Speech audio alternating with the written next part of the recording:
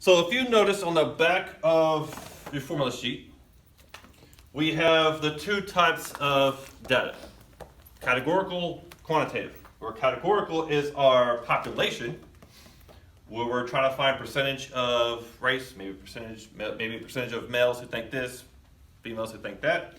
And then on the bottom is quantitative, so means, which we're going to start talking about tomorrow in chapter 22. But if you look on the top, these give you the formula for two populations. That's what we're going to use today to help us calculate confidence intervals by hand. Of course, the math part we're going to use calculator, but we're going to use formulas here instead of just basically typing away and saying go. First thing you need to calculate, or the main thing you need to calculate, is what's called the standard error. Indicates how greatly a particular sample proportion is likely to differ from the proportion in the population. So if you also look at the formula sheet, you see that all of these with the sampling have this p hat. Let's see if I can draw it here. P with my hat, not just play on P. That's because P refers to the entire population.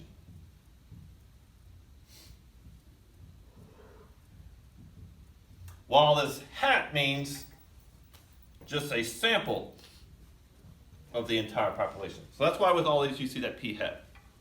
Just don't want to get you confused, or if you're wondering, what does that symbol even mean? Now, to find the standard error, again, we're looking at just a sample. So I want to take my entire population and grab a sample. Now, how much different is that sample from my population? That would be our standard error. And how to calculate that is by the formula here if we're talking about two proportions. It's the square root of our P times Q over N plus P2 times P times Q2 over N2. So we're basically finding the standard deviation, add it to the standard deviation of our two proportions and taking the square root.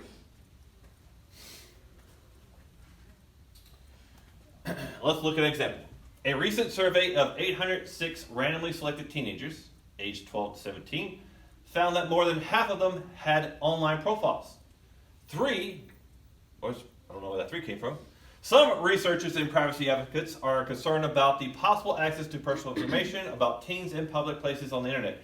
There appear to be differences between boys and girls in their online behavior. Among teens aged 15 to 17, 57% of the 248 boys have posted profiles, compared to 70% of the 265 girls. Let's start the process of estimating how large the true gender gap might be. First, what's the standard error of the difference in the sample of proportions? So here's our formula. Square root of standard deviation of the first with the second. So boys and girls. So it equals the square root of P1, really doesn't matter. Let's just say it's boys. What do I put here for my P1? What's the percentage of boys? What would be my value? If we're talking about 57%, what decimal do I put here? 0.57. 0.57. What's the Q? So what's 1 minus 0.57? Yeah, 0.43. And that is all over N, which is 248. Now I want to add that to the girls. So what is my P value, P hat value? So I'm taking a sample here of my girls. 0.7. 0.7. What is the Q value of that? 0.3. 0.3. And what is my N for girls? 256. 256. So again, this is data coming from my boys. And this is data coming from the girls.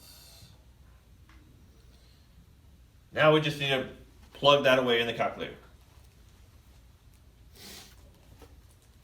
You can do it as all one equation. So square root of 0.57 times 0.43 or 248 plus fraction 0.7 times 0.3, 256. What did you get? 0.0425. 425. That's good enough. 425. We'll round it all the way to there. So there's my standard error. This represents my buffer between my sample and my population. Likelihood, pretty much I grabbed the wrong sample, or my sample wasn't random enough. So that's how you calculate the standard error, because we need that value in order to calculate a confidence interval. So remember, it is our sample difference, so we're going to take that P1 minus P2, plus or minus the z-value, which we're going to get here from this table.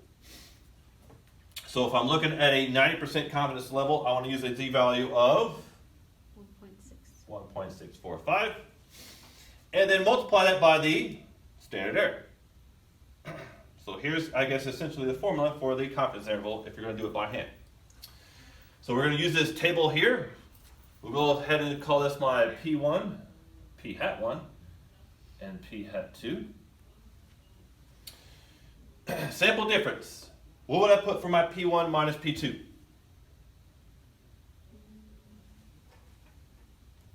Well, first, what is P1? P hat 1.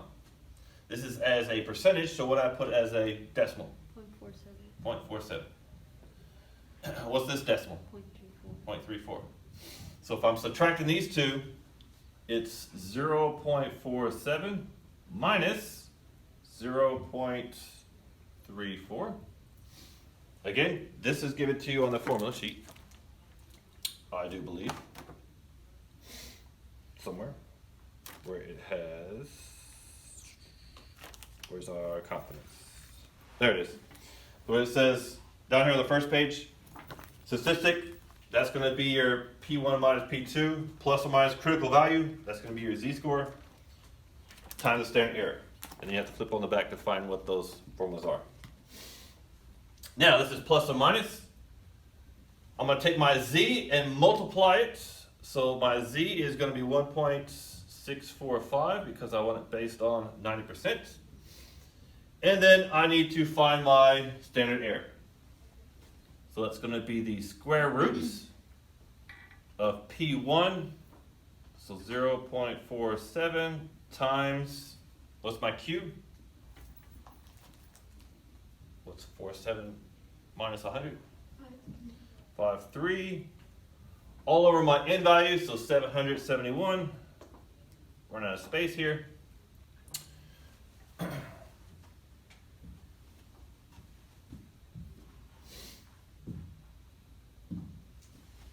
Plus my P2, so 0.34 times, what's my Q? 0.66. Thank you, 0.66, all over my N, which is 732, and all of this gets square root. So go ahead, calculate all that. I jumped and did it for you. So my statistics is P hat 1 minus P hat 2, so 0.47 minus 0.34 gives me 0.13. So bam. Now I'm using my z-score of 1.65, so they kind of round it a little bit up. And then multiply that by my standard error, which you should have gotten 0.025. Now, doing all this calculation, I get 0.17125, 0.08875. Now note, if I had done this in the calculator, using 2 prop z-int for my confidence interval of a 90%, I get this value. Notice how if we're talking about a hundredths of a percent, they're kind of the same, right? I got 0.9 and 0.17. 0.17 and 0.09 if I were to round. If I round to a thousandths though, I get 0.88, where here I get 0.89. Because like I said, this calculator can't do infinity. This gives us a z-value based on infinity. So this number is going to be a little bit higher than your calculator. So which one's right? Depends. If it asks you to round to the nearest hundredth, you see you're going to be okay, right? But if it does say the thousandths, if it does say 3 decimal places, then notice how you're going to have a little bit of a different answer. Because that's going to give you 0.089, and this gives you 0.088. Now I think my math lab does have a grace of plus and minus 1, so you should be still okay. You still should be okay. So again, if it's asking for thousandths, it's going to give you a plus minus 0.001, as long as you're in that ballpark. Looking at the key. As far as the AP test, both of these would be fine, because it'll be multiple choice and you'll be in the ballpark of your multiple